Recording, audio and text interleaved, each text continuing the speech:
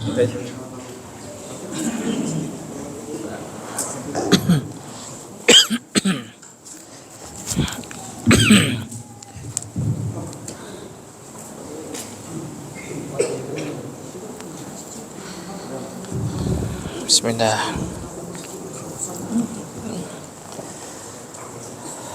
Assalamualaikum warahmatullahi wabarakatuh.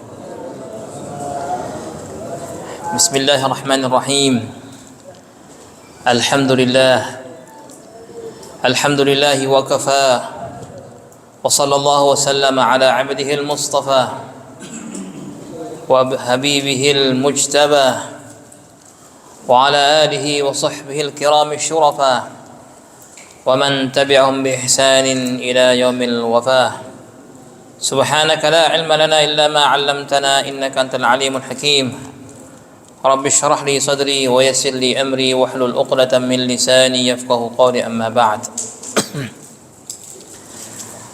Alhamdulillah, bersyukur kita kehadirat Allah Ta'ala yang telah memberikan kenikmatan, terlebih-lebih nikmat iman dan nikmat Islam. Dengannya kita memenuhi panggilannya untuk melaksanakan salat maghrib secara berjamaah. Mudah-mudahan kenikmatan yang telah Allah berikan kepada kita dalam melaksanakan salat disempurnakan juga dengan nikmat dikabulkannya amal ibadah kita. Amin ya rabbal alamin. Salawat serta salam semoga senantiasa tercurahkan kepada baginda yang mulia Nabi besar Muhammad sallallahu alaihi wasallam, kepada keluarga beliau, kepada kerabatnya, para sahabatnya, para tabi'in dan tabi'it tabi'in ila yaumiddin.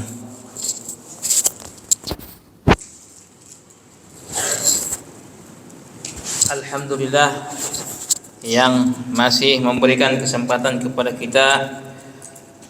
kita sekalian berada masih di bulan Rabiul Awal, bulan dilahirkan baginda yang mulia alaihi salatu wassalam. Dalam hadisnya beliau bersabda, "Ahibbullah ta'ala lima yaghzukum bihi min ni'amih." Cintailah Allah. Mencintai Allah bermakna patuhilah perintah Allah, jauhilah larangan Allah.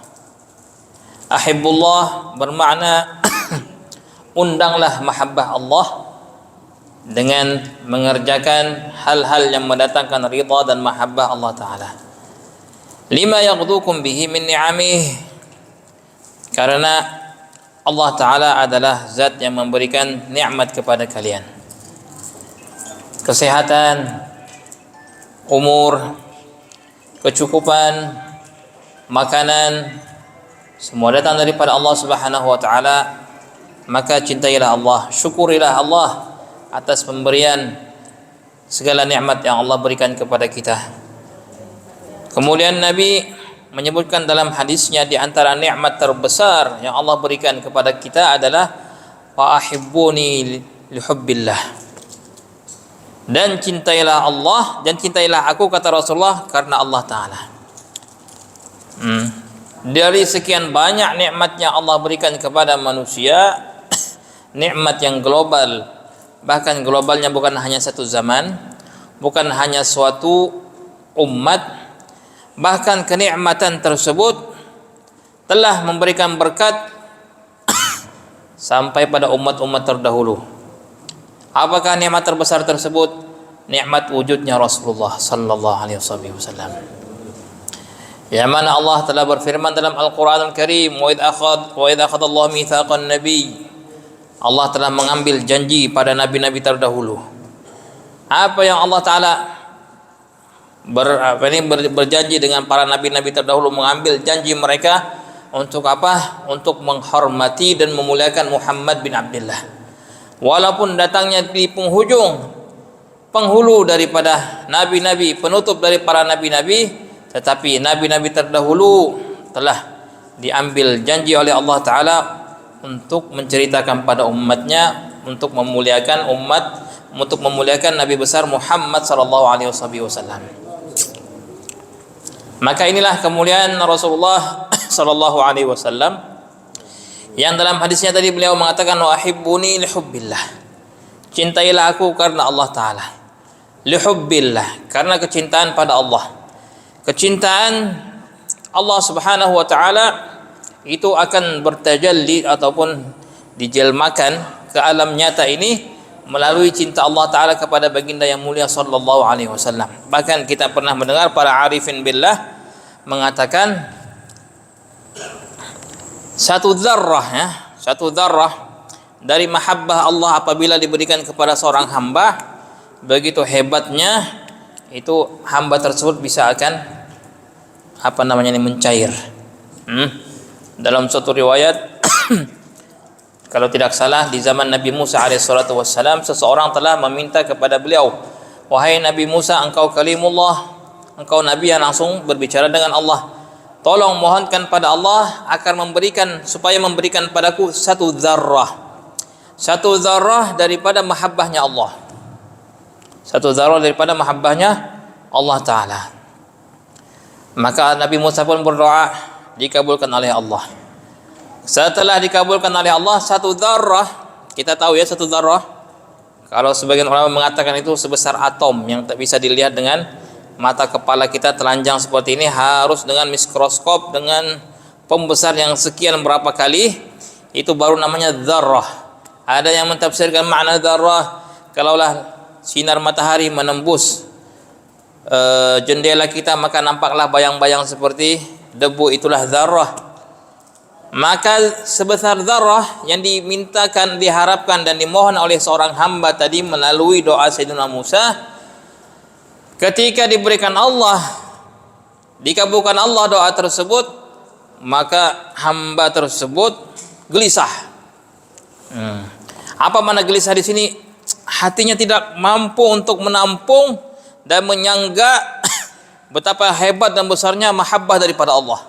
Akhirnya datang kembali kepada Sayyidina Musa, wahai Sayyidina Musa, minta kepada Allah supaya dikurangkan ini kadar mahabbahnya ini, padahal sudah zarrah.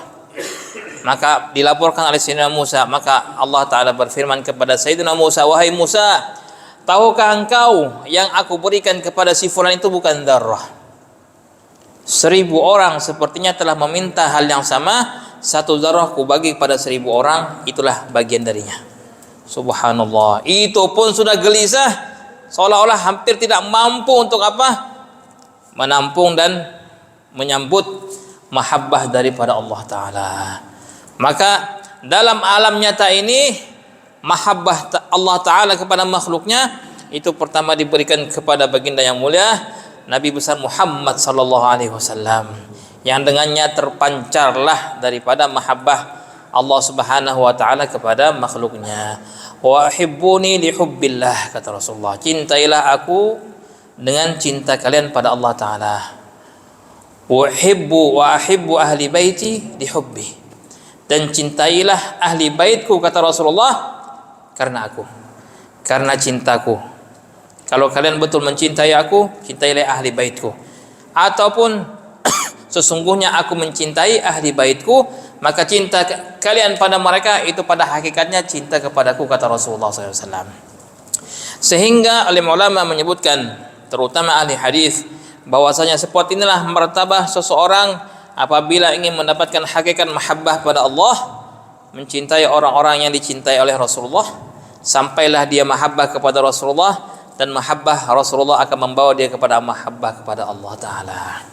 Nah, orang tidak akan mampu langsung directly secara langsung aku cinta Allah dengan memuji dan sebagainya.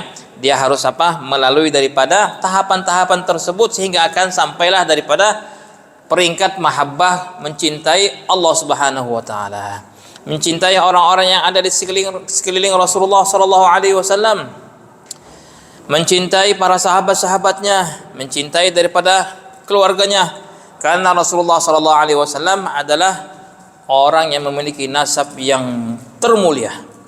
Kalaulah kita mendengar dalam hadisnya, Nabi bersabda, sesungguhnya Allah Ta'ala memilih dari keturunan Ibrahim Ismail. Dari keturunan Ismail akhirnya dipilihlah daripada Bani Kinanah. Dari Bani Kinanah akhirnya dipilih daripada Bani Hashim. Dari Bani Hashim dipilihlah daripada aku, kata Rasulullah. Fa ana khiyarun min khiyarin min khiyar. Aku adalah manusia yang dilahirkan dari orang yang baik, dari orang yang baik, dari orang yang baik, kata sallallahu alaihi wasallam. Maka Rasulullah adalah orang yang memiliki nasab yang mulia, nasab yang tinggi. Bahkan Sayyidina Ibnu Abbas radhiyallahu anhuma mengatakan dalam tafsir firman Allah, wa taqallubaka fis sajidin, dan beralih-alihnya engkau wahai Muhammad di antara orang-orang yang sujud. Sebagian ahli tafsir mengatakan Rasulullah bersama dengan orang yang sujud siapa? Para sahabat-sahabatnya. Kadang berjumpa Umar, kadang berjumpa Ali, kadang berjumpa Utsman, kadang berjumpa Abu Hurairah. Orang-orang yang sujud kepada Allah, beliau senantiasa bersama mereka. Tetapi Sayyidina Ibnu Abbas mengatakan berpindahnya engkau dari orang-orang sujud kepada orang-orang yang sujud adalah zat dirimu wahai Muhammad yang berpindah dari rahim ke rahim, dari rahim ke rahim sampai kepada Aminah bintu Wahab. Sesungguhnya rahim-rahim itu adalah rahim orang yang hanya sujud kepada Allah. Sehingga perkataan mengatakan bahwasanya kedua orang tua Rasulullah itu berada di dalam neraka, apalagi mengatakan mereka orang yang kafir, maka inilah pernyataan dan akidah yang menentang daripada ahli sunnah wal jamaah. Kedua-dua daripada orang tua Rasulullah, Abdullah bin Abdul Muttalib dan juga Aminah bintu Wahab, mereka termasuk ahlul fitrah. Ahlul fatrah. Ahlul fatrah ini apa? Adalah seseorang ataupun suatu kaum yang belum sampai kepada mereka dakwah Islam. Seperti orang-orang yang ada di pedalaman, ya, di kampung-kampung sana, kalau belum ada orang yang mendakwahkan baik secara orang seperti itu ataupun media sosial, maka mereka itu ahli fitrah. Ahli fitrah bagaimana hukumnya? Menurut ahli sunnah wal jamaah, mereka orang-orang yang selamat kelak di akhirat. Karena apa? Allah Ta'ala berfirman, sekali-kali Allah tidak akan mengazab suatu kaum yang belum pernah diutus kepada mereka seorang rasul. Maka tidak mungkinlah diazab sedangkan belum ada yang menyampaikan kepada mereka tentang hakikat daripada Islam. Wa ma kana Allahu liyu'adziba, tidaklah sekali-kali Allah Ta'ala akan mengazab suatu kaum kecuali Allah Ta'ala akan mengutus kepada mereka seorang rasul. Seperti itulah daripada makna firman Allah Subhanahu wa Ta'ala. Bahkan apabila kita meneliti sejarah daripada nenek moyang Rasulullah sallallahu alaihi wasallam, mereka adalah orang-orang mulia. Orang-orang mulia. Beliau pernah bersabda dalam hadisnya, "Ana ibnu dzabihain." Aku anak dua sembelihan. Apa dua sembelihan ini? Yang pertama adalah Ismail, yang kedua adalah Abdullah bin Abdul Muttalib. Cerita Nabi Ismail masyhur, kita semua mengenalinya. Nabi Ismail yang tadinya diperintahkan oleh Allah untuk disembelih oleh ayahnya Nabi Ibrahim, akhirnya tidak jadi, digantikan oleh Allah Ta'ala dengan kabsh, dengan kambing. Rasulullah keturunan daripada Sayyidina Ismail. Ini dzabih yang pertama, ini sembelihan yang pertama. Sembelihan yang kedua, ketika beliau mengatakan ana ibnu dzabihain, aku anak dua sembelihan, adalah ayahnya Abdullah. Karena kakeknya Abdul Muttalib ketika menggali untuk mencari daripada sumur Zamzam yang setelah tertimbun ketika itu, maka dia bernazar. Dia bernazar, kalau aku dapat Zamzam dan juga 10 orang anakku ini akan 10 diberikan, dikerunikan oleh Allah 10 orang anak, aku akan mengorbankan satu anakku disembelih. Wah.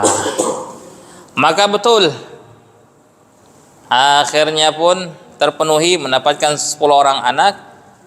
Akhirnya beliau membuat suatu undian, qur'ah. Ketika diundi, keluarlah nama anak beliau yang terakhir yang sangat disayangi, yang bernamakan Abdullah, ayahnya Rasulullah. Dan beliau sangat-sangat menyayangi Abdullah. Bagaimana nih kalau anak yang lain mungkin gak masalah, tapi ini Abdullah buah hatinya beliau. Akhirnya beliau bertanya kepada orang-orang Quraisy, bagaimana ini? Orang-orang Quraisy mengatakan ketika itu, kalau kau tidak ingin menyembelih Abdullah, menunaikan daripada nazarmu, maka sembelihlah 10 ekor unta. Sembelihlah 10 ekor unta. Kemudian diundi lagi oleh beliau, subhanallah, ketentuan dan kuasa Allah, keluar lagi nama Abdullah. Sembelih lagi 10 ekor lagi, sudah 20. Undian tersebut dibuat oleh beliau berkali-kali sampai 10 kali. Jadi berapa ekor unta yang sudah disembelih oleh beliau?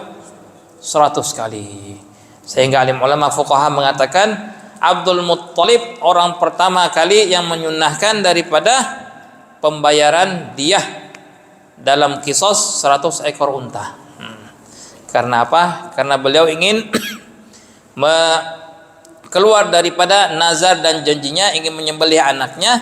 Akhirnya 100 ekor unta cukuplah untuk menggantikan Abdul Muttalib menjadi sembelihan. Kalau Nabi Ibrahim cukup dengan 1 kambing ya, tapi ayahnya Rasulullah 100 ekor unta, bayangkan. 100 ekor unta demi selamatnya Abdullah bin Abdul Muttalib dari janji dan sumpah Abdul Muttalib. Abdul Muttalib ini orang terpandang dahulunya, orang terpandang yang terkemuka di kalangan Quraisy. Bahkan beliau di antara manaqib beliau ketika dilahirkan, di rambutnya ada uban. Baru lahir sudah ada uban. Digelarkan ketika itu dengan Ibnu Abi Syaibah. Syaibah itu artinya orang yang sudah tua ya, Syaibah sudah tua. Lahir sudah ada ubannya. Abdul Muttalib ini kakeknya Rasulullah sallallahu alaihi wasallam. Di antara akhlak beliau yang mulia, beliau suka bersedekah. Sedekahnya bukan hanya kepada manusia. Sedekahnya sampai kepada burung. Sampai kepada hayawan-hayawan. Terkadang beliau sengaja membawa makanan, diletakkan beliau di mana? Di atas gunung. Terkadang diletakkan oleh beliau di bawah pohon, supaya burung-burung dan hewan-hewan yang liar datang untuk makan dari sedekah Abdul Muttalib, kakek Rasulullah sallallahu alaihi wasallam. Dan menunjukkan ini juga adalah keikhlasan beliau dalam bersedekah. Ya, Nabi alaihi salatu wasallam bersabda dalam hadisnya, shadaqatus sirri tudfi'u ghadabar rabb. Sedekah dengan sembunyi-sembunyi akan memadamkan daripada amarah Allah Ta'ala. Maka seseorang ini lebih afdal setiap harinya jangan lupa bersedekah, apalagi sedekah yang sembunyi-sembunyi, walaupun 1.000 saja, 1.000 rupiah, 2.000 rupiah, tapi karena Allah Subhanahu Wa Ta'ala, maka itu akan meredam daripada amarahnya Allah Subhanahu Wa Ta'ala. Bahkan sedekah yang sedikit ini akan menjaga seseorang daripada mara bahaya. Disebutkan dalam beberapa athar bahwasanya sedekah itu akan menghalang dan menghalau daripada bala. Kita ingat dulu ada seorang Habib Al-Habsyi dari Sayun, satu kawasan di Hadramaut. Beliau mewasiatkan kepada khadamnya, pembantunya, kalau tiap hari pada subuh langsung sedekah ya, langsung sedekah. Tiap hari sedekah. Suatu hari dia lupa sedekah. Hari itu anaknya kecelakaan.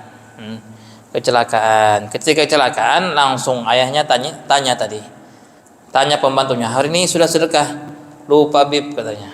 Gak sempat sedekah. Ya karena itulah anak saya jadi kecelakaan. Subhanallah. Kalau kita istiqamah sedekah semata-mata karena Allah, maka itu akan meredam daripada amarah Allah Subhanahu Wa Ta'ala. Demikianlah Abdul Muttalib suka bersedekah. Dan disebutkan dalam sejarah beliau orang yang pertama beribadah di Gua Hira sebelum Rasulullah lagi ya. Sebelum Rasulullah berta'abbud, beribadah di sana dengan ibadah berfikir, merenungkan daripada kebesaran Allah Ta'ala dan juga kebesaran kehebatan ciptaan Allah Subhanahu Wa Ta'ala. Abdul Muttalib lah kakek Rasulullah yang pertama kali beribadah di Gua Hira. Dan juga begitu Allah Ta'ala mengilhamkan kepada Abdul Muttalib, yang mana dia mengetahui ciri-ciri dan tanda kenabian pada Rasulullah, sehingganya masih kecil terkadang Abdul Muttalib membawa Rasulullah untuk hadir di kalangan pemuka-pemuka Quraisy. Kalau sudah hadir pemuka-pemuka Quraisy ini, maka anak-anak yang berada di bawah umur, anak-anak muda sekalipun tidak boleh hadir karena orang-orang besar. Tetapi Abdul Muttalib senantiasa kemana-mana membawa Rasulullah SAW. Bahkan diriwayatkan dalam suatu cerita, Abdul Muttalib belum datang, tiba-tiba Rasulullah datang masih kecil, duduk di mana tempat duduknya Abdul Muttalib, di depan seperti ini. Orang-orang pun juga akhirnya merasa nggak enak, ini tempat orang besar, kok ini Muhammad bin Abdullah ini cucunya kok duduk di situ. Ketika mereka ingin mengambil dan menghalau Rasulullah untuk duduk di tempat kakeknya, datang Abdul Muttalib. Jangan biarkan, katanya. Inna li ibni hadza lasyan, katanya. Sesungguhnya anakku ini, anakku mana cucuku, anakku ini katanya memiliki perkara yang hebat kelak, katanya. Dan beliaulah dalam sirah yang telah memberikan nama pada Rasulullah Muhammad. Abdul Muttalib memberi nama cucunya siapa? Muhammad. Kenapa wahai Abdul Muttalib engkau berikan nama Muhammad? Mudah-mudahan dia menjadi orang yang dipuji di bumi dan juga di langit, katanya. Maka beliau adalah orang yang pertama kali yang memberikan nama kepada Rasulullah sallallahu alaihi wa alihi wasallam. Begitu ke atasnya Abdul Muttalib bin Hashim bin Abdi Manaf sampai ke atas, sampai kepada Adnan. Nasab Rasulullah SAW, mereka adalah orang-orang yang mulia, orang-orang yang tidak pernah menyembah kepada berhala, orang yang hanya mengisahkan Allah Subhanahu wa Ta'ala. Demikianlah daripada nasab setiap nabi dan rasul senantiasa dijaga oleh Allah Subhanahu wa Ta'ala. Adapun firman Allah yang mengatakan dalam firman-Nya, wa idh qala Ibrahimu li abihi Azara, tatkala Ibrahim berkata kepada ayahnya Azar. Kita mendengar sejak kecil ternyata ayahnya Nabi Ibrahim itu penyembah berhala, ya enggak? Dialah yang mengajak Ibrahim untuk menghadiri daripada acara penyembahan berhala secara massal. Ibrahim enggak mau. Akhirnya ketika mereka pergi, berhala yang mereka tinggalkan dihancurkan oleh Ibrahim. Sampai akhir daripada cerita, Azar yang disebutkan dalam surah Al-An'am tersebut bukanlah ayah beliau. Para ahli tafsir mengatakan Azar di sini adalah pamannya Nabi Ibrahim, namanya Azar. Kok bisa seperti itu? Karena dalam bahasa Arab abi, ayah itu juga digunakan untuk memanggil paman. Memanggil ami ataupun khali. Itu menggunakan dengan kata-kata abi. Kadang-kadang orang Arab memanggil pamannya abi, memanggil paman dari sebelah ibunya khali, dipanggil abi, gitu. Ini suatu perkataan ataupun istilah yang sangat ma'ruf di kalangan Arab. Begitu halnya lah juga dengan firman Allah yang menunjukkan seolah-olah Nabi Ibrahim mengatakan kepada ayahnya Azar. Azar di sini bukanlah ayahnya, melainkan daripada paman Ibrahim alaihi salatu wassalam. Ma'asyiral muslimin rahimakumullah. Maka demikianlah kalau kita ingin mempelajari sungguh Rasulullah sallallahu alaihi wasallam adalah orang yang memiliki nasab yang mulia. Abu Sufyan ketika bertemu dengan Herakl ini raja Rom. Ketika itu Abu Sufyan belum Islam lagi. Maka ditanya, wahai orang-orang Quraisy, ceritakan kepadaku orang yang mengaku dia nabi itu, dia punya nasab enggak? Nasab dia gimana? Kata Abu Sufyan, nasab. Dia memiliki nasab yang tinggi, yang mulia. Orang-orang Quraisy ketika itu itu suku yang terkenal dan terpandang di kalangan Arab. Kenapa namanya Quraisy? Bahkan ada surah Quraisy, ya. Ini terkadang perlu dibetulkan penyebutan. Kadang-kadang kita karena di daerah Asia Nusantara Indonesia, kadang-kadang dalam penyebutan surah Quraisy kita menyebutkan surah Al-Quraisy, ya enggak? Surah Al-Fil, surah Al-Ma'un, surah Al-Kautsar, surah Al-Quraisy. Padahal tidak ada alnya, ya. Surahnya surah Quraisy, surah suku Quraisy. Quraisy itu enggak boleh dalam segi bahasa Arabnya ditambah dengan alif lam. Jadi cukup Quraisy sebagai ma'rifah, orang yang suku yang terkenal. Alif lam itu digunakan dalam bahasa Arab untuk sesuatu yang tidak ma'ruf, seperti al-masjid, ya, masjid, al-bab, pintu. Tapi Quraisy tidak boleh kita mengatakan surah Al-Quraisy. Oh, sering kita mendengarkan seperti itu. Jadi surahnya surah Quraisy. Kenapa dinamakan Quraisy? Quraisy itu diambil dari kata-kata qirsh. Qaf ra shin. Apa makna qirsh? Salah satu jenis ikan di laut. Kalau di tempat kita panggil dengan hiu, ya. Hiu, shark. Nah, jadi dikatakan ahli tafsir, orang-orang Quraisy di tengah-tengah orang Arab itu ibarat hiu di tengah ikan-ikan yang lain yang ada di lautan. Sangat disegani, sangat ditakuti orang-orang Quraisy. Sering mereka ini berdagang ke mana? Ke Syam, berdagang juga ke Yaman. Li'ila fi Quraisy ila fihim rihlatash syita was-saif. Mereka ini berrihlah.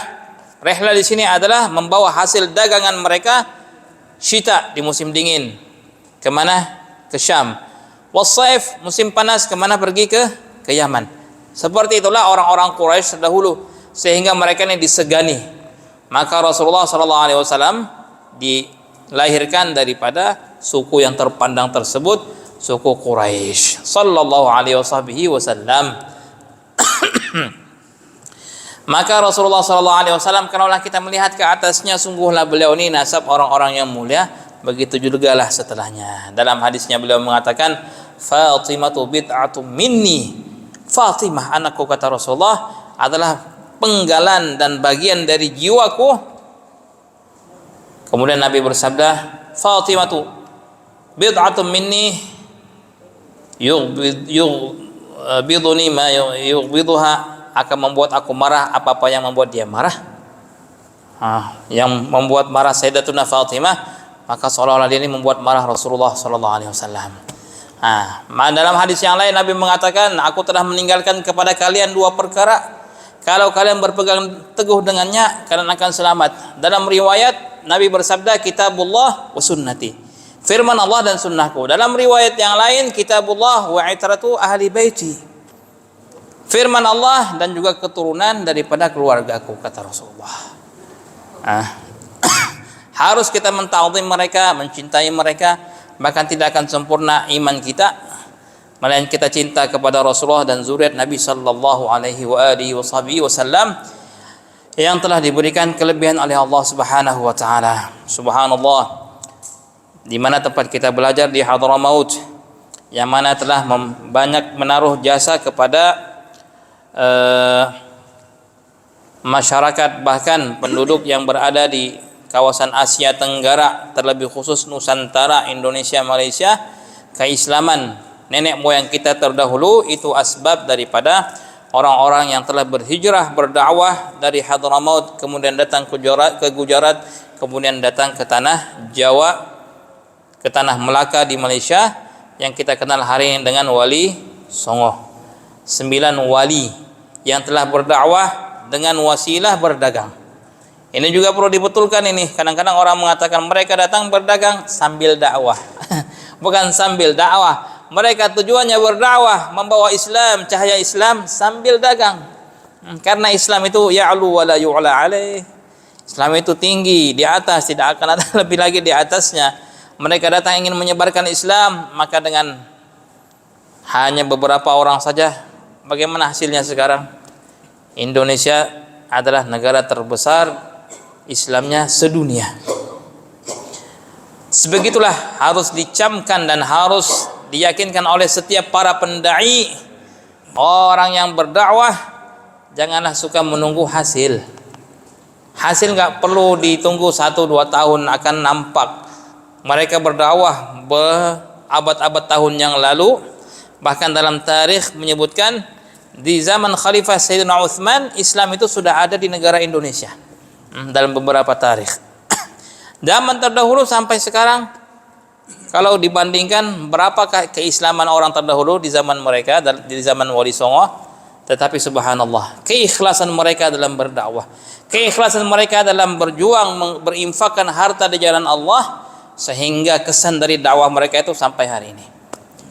Segala sesuatu karena Allah itu akan terus. Pepatah ulama mengatakan maka lillahi dama wattasal. Sesuatu yang dibuat karena Allah, apapun juga ibadah, sedekah, puasa, haji, umrah dan lain sebagainya, apabila itu karena Allah, dama wattasal, terus dan akan bersambung. Tetapi maka li ghairillah, sesuatu yang bukan karena Allah, inqata'a wa fasal, akan terputus dan akan stoplah hal tersebut. Maka apapun yang kita buat, dasarilah dengan keikhlasan karena Allah Subhanahu wa ta'ala. Ma'asyiral muslimin rahimakumullah. Maka seperti itulah daripada orang-orang dari Hadramaut yang telah datang yang membawa Islam sampai ke negara kita, yang mana mereka adalah orang-orang mulia. Orang-orang mulia. Kalau kita di sana subhanallah, mengetahui para aulia itu hampir memenuhi di mana-mana tempat. Hari ini kita mendengar yang namanya Syekh Ali Khalid Gasam, seorang alim, orang yang pertama datang membawa zuriat Rasulullah ke dalam kota Tarim, yang tadinya belum ada zuriat Rasulullah di kota Tarim. Beliau orang yang pertama datang ke sana. Bahkan beliau orang pertama kali yang dikebumikan di kalangan zuriat Rasulullah di kota Tarim, Hadramaut. Allahu Akbar. Beliau diberikan kelebihan karamah oleh Allah Ta'ala, itu kalau salat dalam tahiyatnya ketika mengucapkan assalamu alayka ayuhan nabiyyu wa rahmatullahi wa barakatuh, maka beliau langsung mendengarkan jawaban Rasulullah, wa alaikassalam ya syekh. Setiap salat, mau salat fardu mau salat sunnah, langsung didengar oleh beliau jawaban Rasulullah. Bayangkan, setiap salat assalamu alayka ayuhan nabiyyu wa rahmatullahi wa barakatuh, waalaikumsalam ya syekh. Setiap salatnya mendengar suara Rasulullah, mendengarkan langsung salawat ataupun salam, jawaban salam dari baginda yang mulia sallallahu alaihi wasallam yang telah bersabda dalam hadisnya, tidaklah bersalawat dan bersalam kepadaku siapapun dimanapun dia berada, melainkan salawat itu akan sampai kepadaku. Dalam riwayat, melainkan Allah Ta'ala akan mengutus seorang malaikat, akan mengkhabarkannya padaku, dan aku akan menjawab salam orang tersebut sallallahu alaihi wasallam. Lebih hebat lagi, bukan dia saja sendiri yang mendengar, kata Sayyidil Habib Umar, kadang-kadang orang sengaja datang sholat di belakangnya, ingin mendengarkan langsung suara Rasulullah sallallahu alaihi wasallam, berbondong-bondong di belakangnya. Assalamualaikum. Waalaikumsalam ya syekh. Ya Allah, bayangkan ya, rindu tak kalau mendengar suara Rasulullah sallallahu alaihi wasallam. La ilaha illallah. Di zaman terdahulu salafus saleh, begitu seseorang yang memiliki karismatik dan keimanan dan ma'rifah kepada Allah yang hebat, kadang-kadang orang-orang yang memiliki penyakit syak ataupun gelisah ataupun hati ini gundah gulana, kadang-kadang datang sengaja sholat di belakang syekh itu, ingin mendengarkan takbirnya aja walaupun tidak sholat. Karena apa? Karena mujarab. Kalau syekh itu sholat angkat takbir Allahu Akbar, mendengarkan takbirnya, luluh semua kegelisahan dalam hatinya. Penyakit-penyakit hati langsung luluh semua. Kata ulama, itu baru orang soleh yang bertakbir, yang didengarkan oleh orang di belakang. Bagaimana sahabat yang tiap hari mendengarkan takbir Rasulullah? Takbir yang keluar dari lisan yang penuh ma'rifah, yang mengenal Allah dengan sehakikat-hakikatnya ma'rifah. Bagaimana keadaan sahabat ketika mendengar takbir itu? Allahu Akbar, hilang semua kotoran hati itu, hilang semua. Kalaulah kita mendengar tatkala Rasulullah dalam hadisnya memegang kepada hati seseorang yang izin berzina pada Rasulullah, langsung diobatin oleh Rasulullah, di-scan keinginan zina itu langsung hilang semua. Demi Allah ya Rasulullah, tidak ada yang paling aku benci di atas muka bumi ini melebihi daripada zina, katanya. Padahal barusan pengen ingin berzina. Bayangkan kalau dengan ibumu, bayangkan dengan anakmu, bayangkan dengan istrimu, bayangkan dengan saudara perempuanmu. Langsung dipegang Rasulullah dadanya. Dalam riwayat dia mengatakan, ketika Rasulullah meletakkan telapak tangannya di dadaku, aku merasa dingin sejuk sampai ke hatiku, seolah-olah orang naruh batu es di sini. Oh, dinginnya. Setelah itu mendapatkan cahaya basirah dari Allah Ta'ala, sehingga dia mengatakan, ya Rasulullah, sudah tidak ada yang paling ku benci melebihi daripada zina ya Rasulullah. La ilaha illallah. Mudah-mudahan kita diberikan karunia oleh Allah bermusafahah dengan tangan yang mulia tersebut kelak pada hari kiamat. Berapa banyak orang nanti akan datang ke telaga Rasulullah kelak hari kiamat, minum langsung dari telaga beliau. Orang yang minum dari telaga beliau tidak akan haus selama-lamanya. Tetapi di kalangan umatnya ada orang yang mendapatkan nikmat yang besar, yang istimewa, minum langsung dari tangan Rasulullah SAW. Mungkin kita minum dengan, bahkan dalam riwayat Nabi mengatakan luasnya telagaku itu adalah seperti antara Ilya dan ada satu tempat ini di mana ini, di Palestina, dari Mesir ke Palestina. Itu luas telaganya Rasulullah. Cangkir yang ada di telagaku, kata Rasulullah, jumlahnya sebanyak bintang di langit. Orang minum dari sana, oh segar. Tapi ada orang yang Rasulullah SAW langsung minum daripada tangan baginda yang mulia sallallahu alaihi wasallam. Mudah-mudahan Allah Ta'ala memberikan itu, amin ya rabbal alamin. Masyaallah muslimin rahimakumullah. Jadi orang-orang di sana ini subhanallah, orang yang ajib, yang ditunjukkan karamahnya, ditunjukkan kemuliaan mereka oleh Allah Subhanahu wa taala. Di antara para habaib yang kita dengarkan daripada karamah mereka di sana adalah Al-Habib Muhammad bin Hasan Jamalul Lail. Jamalul Lail ini kalau di Malaysia sultan di kota Perlis. Nah, itu sultan dari dulu sampai sekarang, itu keturunan Rasulullah, kabilahnya Jamalul Lail. Habib Muhammad bin Hasan Jamalul Lail, begitu nikmatnya beliau dalam membaca Al-Quran, sampai-sampai beliau merasakan madu di lisannya. Kalau baca Quran lisannya itu manis.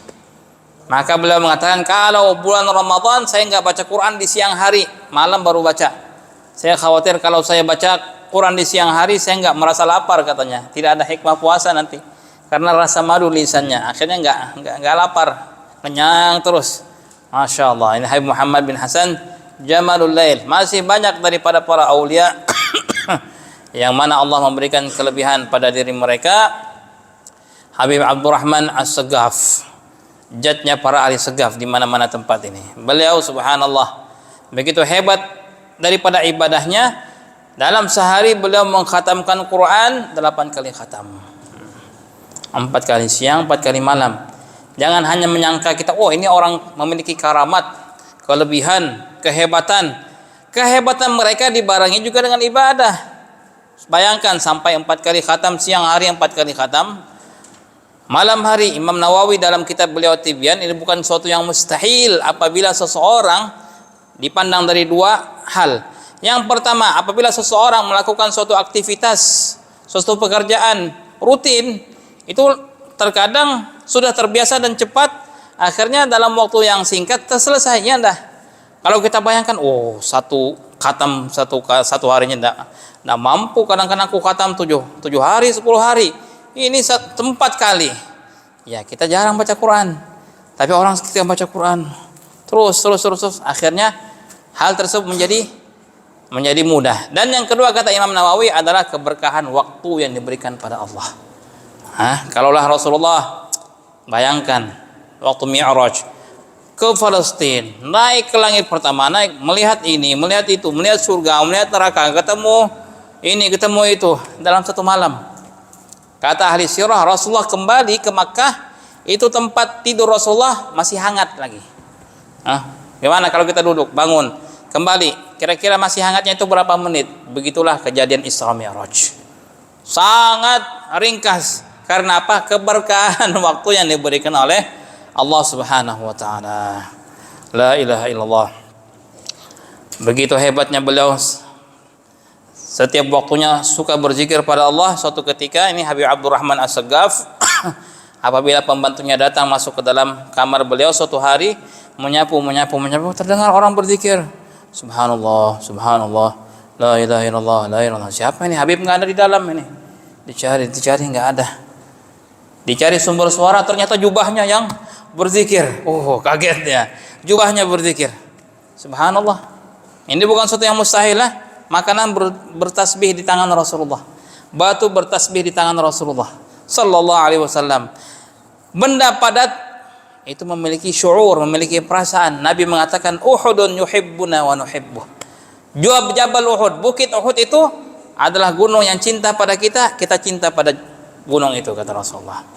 Masya Allah. Dalam suatu perjalanan Rasulullah, Abu Bakar Siddiq, Umar bin Khattab dan juga Utsman bin Affan berjalan di atas bukit Uhud. Tiba-tiba bukit Uhud ini bergerak.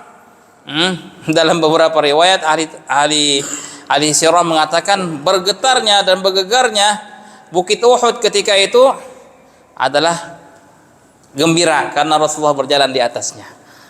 Bangga. Dalam riwayat yang lain Nabi mengatakan setiap bumi yang dilalui oleh seseorang itu akan bangga apabila dilewati oleh orang yang berzikir. Dia mengatakan, wahai bumi-bumi yang lain, hari ini orang lewat di atasku, dia berzikir pada Allah. Adakah di atas kalian, katanya. Begitu juga Uhud, ketika bergetar maka Nabi pun menginjakkan kakinya ke atas bukit Uhud dan beliau mengatakan, uthbut ya Uhud, diam Uhud. Langsung diam Uhud. Fa inna 'alaika nabi was-siddiq wasyahidan. Di atasmu sekarang lagi berjalan seorang nabi, seorang siddiq, Abu Bakar Siddiq, dan dua orang yang akan syahid, Abu Umar dan juga Utsman. Sallallahu alaihi wasallam. Mudah-mudahan Allah Ta'ala mengaruniakan kepada kita mahabbah Rasulullah dan mahabbah kepada ahli bait Rasulullah Sallallahu alaihi wasallam, dan mudah-mudahan Allah Subhanahu wa Ta'ala mengumpulkan kita dengan mereka kelak pada hari kiamat. Amin ya rabbal alamin. Itu saja yang dapat kami sampaikan. Subhanakallahumma wa bihamdika asyhadu an la ilaha illa anta astaghfiruka wa atubu ilaik. Assalamualaikum warahmatullahi wabarakatuh.